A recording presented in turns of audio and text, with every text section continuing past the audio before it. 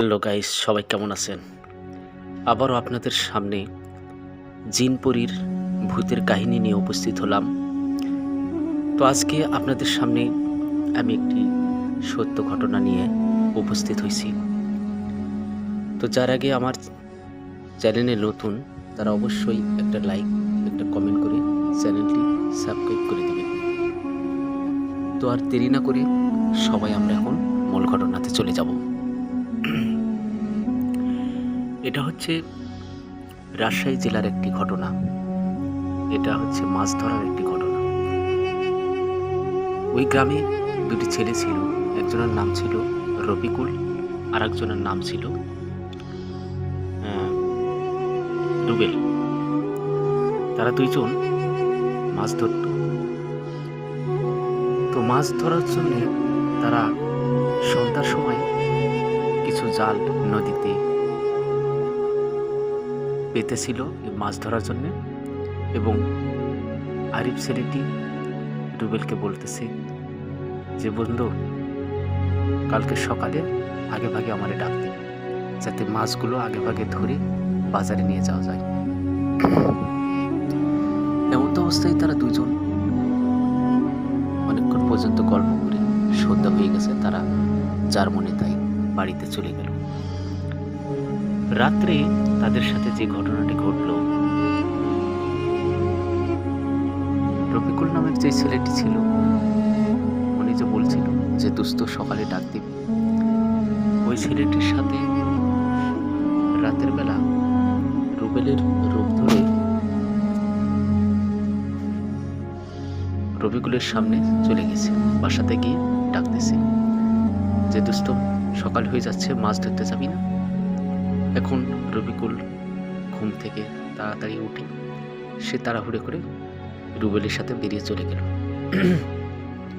কিন্তু রফিকুল একটা জিনিস লক্ষ্য করলো, রুবেল ছেলেটি যখন তার সামনে দিয়ে যাচ্ছিল, সে একটু দূরে দূরে হাঁটতেছিল। রফিকুল জিজ্ঞেস করলো, কি ব্যাপার, তুমি এত দূরে দূরে থাকতেছো কেন? কিন্তু সে বলতেছে, আচ্ছা ঠিক আছে, যাচ্ছি, চলো, সমস্যা নেই। কিন্তু ও তো রুবেল নয়, ও তো জিন, রুবেলের রূপ ধরে এসেছে। তো রফিকুল এটা জানে না।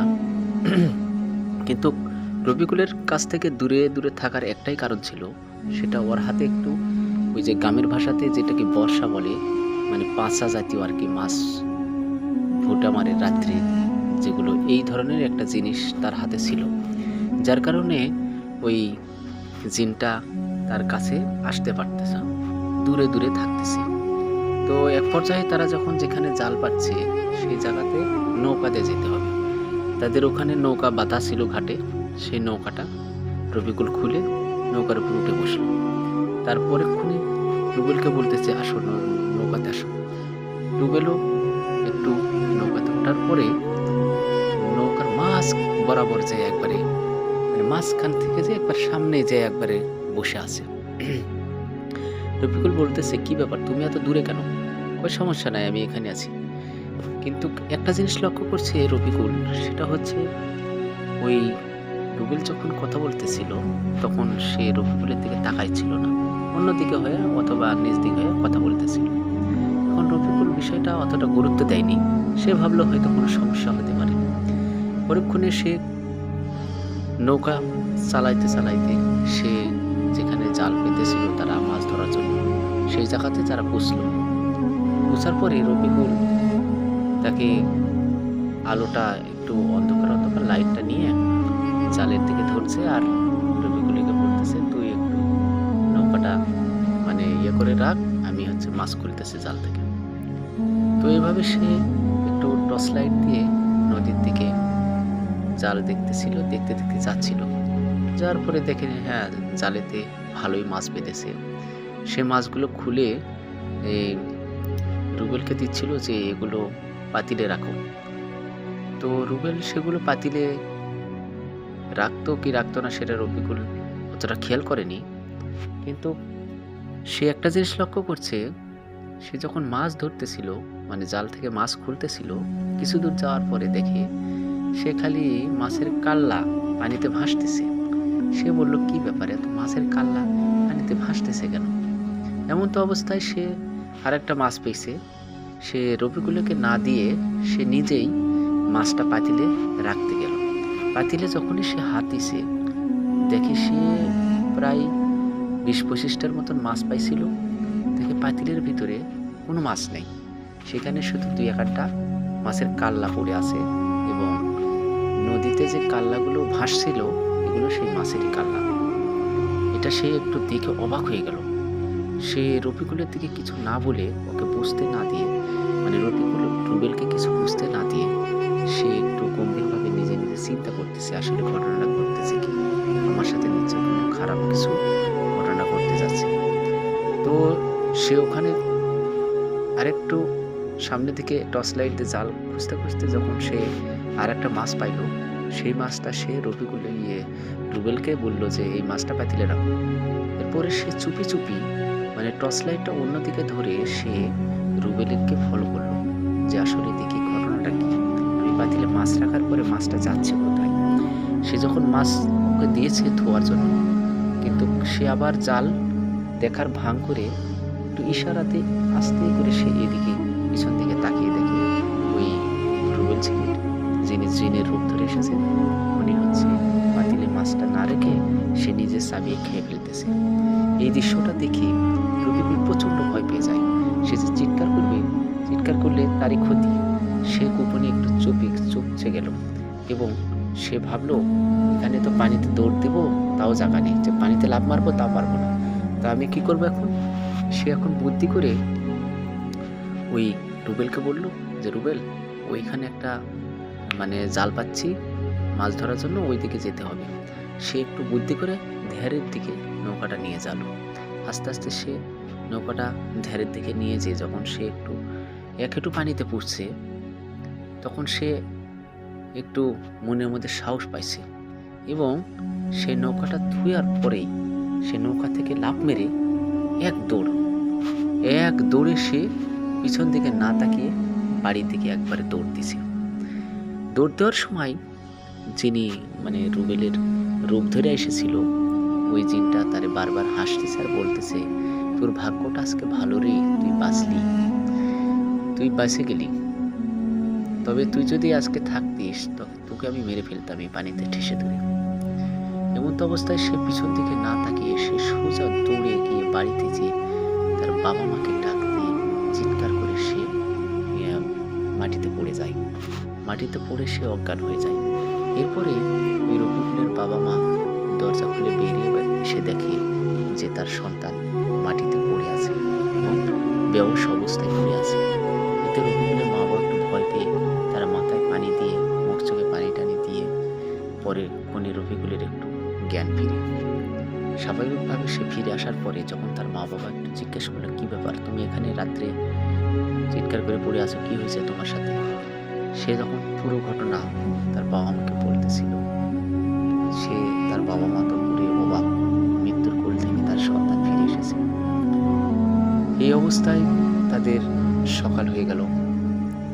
সকালবেলা ওই ছেলেটি যে রুবেলকে বলেছিল যে সকালে আসি দোস্ত আমরা মাছ ধরতে যাব, ওই ছেলেটি সকালে আসছে মানে মাছ ধরার জন্য। এসে দেখে সে যখন ডাকতেছিল সে আসে দেখে এই ঘটনা ঘটছে। রফিকুল বলে, তুই রাত্রে আমার কাছে আসিনি? রফিকুল বলে, না তো আমি আসিনি। তো রুবেল বলে, আমি তো কেবল এই মাত্র আসলাম। তো এই ঘটনা শোনার পরে গ্রামবাসী তো পুরো হতভম্ব হয়ে গেছে। তো এরপরে ওই ছেলেটি আর মাছ ধরতে যায় নাই। দিনে দিনে সে অনেক শুকায় গেছে এবং চিকন হয়ে কঙ্কালের মতো হয়ে গেছে। এক পর্যায়ে কবিরাজ লাগিয়ে তারপরে সে ছেলেটি একটু সুস্থ বোধ হয়। এরপরে তার কিছুদিন পরে আর একটা ছেলে ছিল, তার ছিল একটু মাছ মারার নেশা। গ্রামে যে একটা বান এসেছে, মানে বানের পানিতে যে মাছগুলো ভেসে আসে, এগুলো যে অনেক সময় রাতের বেলা সবাই লাইট দিয়ে যে মাছগুলো মারে, যেটাকে আমাদের গ্রামের ভাষায় ভুটা মারা বলে, বা মাছা দিয়ে যে মাছটা মারা হয় আর কি রাতে লাইট দিয়ে। তো এরকম একটা ছেলে ছিল, সে রাতের বেলা মানে এরকম মাছ মারার তার একটা নেশা হয়ে গেছে। সে মাছ মারার জন্য রাত্রে প্রস্তুতি নিয়েছে, সব কিছু লাইট এবং সে বাঁচা নিয়ে সে মাছ মারতে যাবে। সে রাতের বেলা বাইরে পড়েছে, প্রায় রাত 12টা, আনুমানিক 12টা এরকমই হবে আর কি। সে যখন রাত্রে বাইর হয়েছে সে কুটকুটো অন্ধকার, কিছুই দেখতে পাচ্ছিল না। লাইটের আলোয় শুধু পানিতে সে যাচ্ছিল, কিন্তু আকাশ থেকে গুটি গুটি বৃষ্টি পড়তেছিল। সে কিছু দূর যাওয়ার পরে তাদের গ্রামের একটা লোকের রূপ নিয়ে সে বলতেছে, ওই ছেলেটার নাম ছিল নাম যেন কি ছিল, আব্দুল্লাহ। তোমার নাম ছিল আব্দুল্লাহ। তো গ্রামের একটা লোকের রূপ নিয়ে ওই জিনটা এসে বলতেছে, কিরে আব্দুল্লাহ, এত রাত্রে তুই মাছ মারার জন্য আইসোস?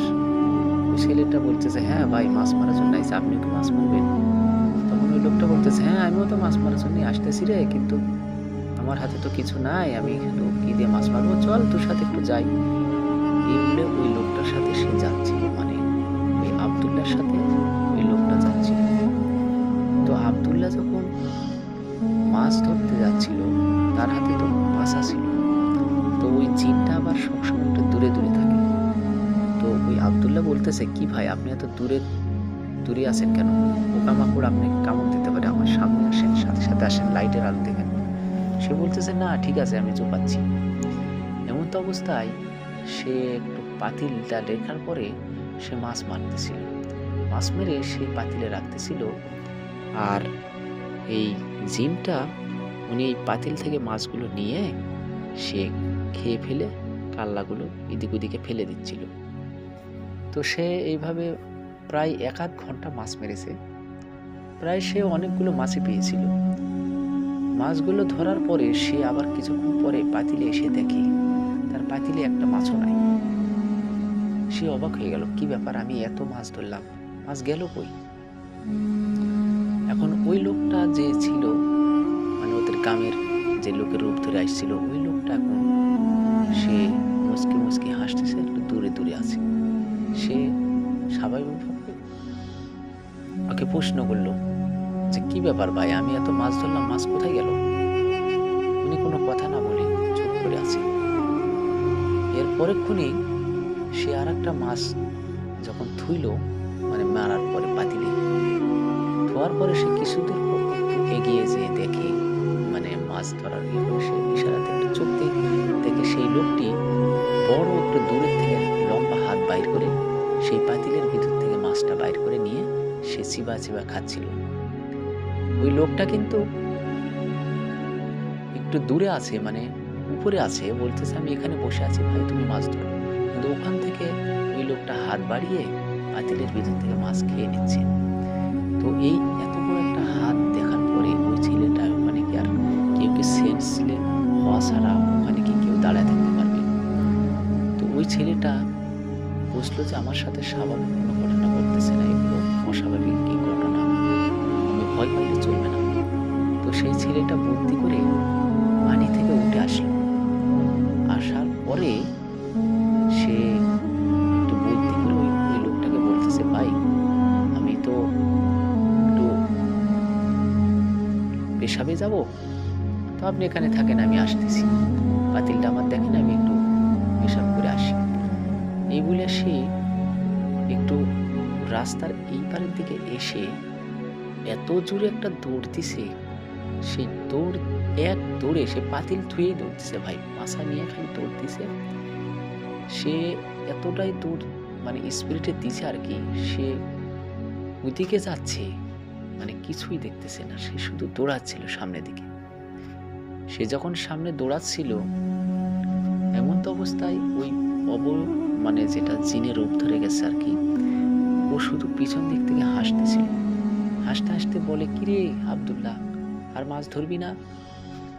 আমাকে খিদা লাগছে, মাছ দে, বলে সে চিৎকার করছিল। কিন্তু সেই ছেলেটি পিছন দিকে না তাকিয়ে সে সামনের দিকে দৌড়াতে দৌড়াতে চলে গেছে। সামনের দিকে যাওয়ার পরে সে এক দূরে একটা লোকের বাড়ি আছে, সেইখানে যে দরজার ওখানে জোরে জোরে ধাক্কাতে চিল্লায় উঠে সেখানে পড়ে সেন্সলেস হয়ে গেছে আর কি। এখন বাড়িওয়ালার লোকজন বাইরে হয়ে দেখে আব্দুল্লাহ ওখানে পড়ে আছে। তারা বাইরের মধ্যে তুলে নিয়ে গেছে, নিয়ে যাওয়ার পরে তাকে মাথায় পানি টানি দেওয়ার পরে সে যখন একটু হুঁশে আসলো, তখন তারা প্রশ্ন করলো, কি ব্যাপার, তুমি এখানে এত রাত্রে? আব্দুল্লাহ তখন বলে, আমি মাছ ধরতে গেছিলাম, তো আমার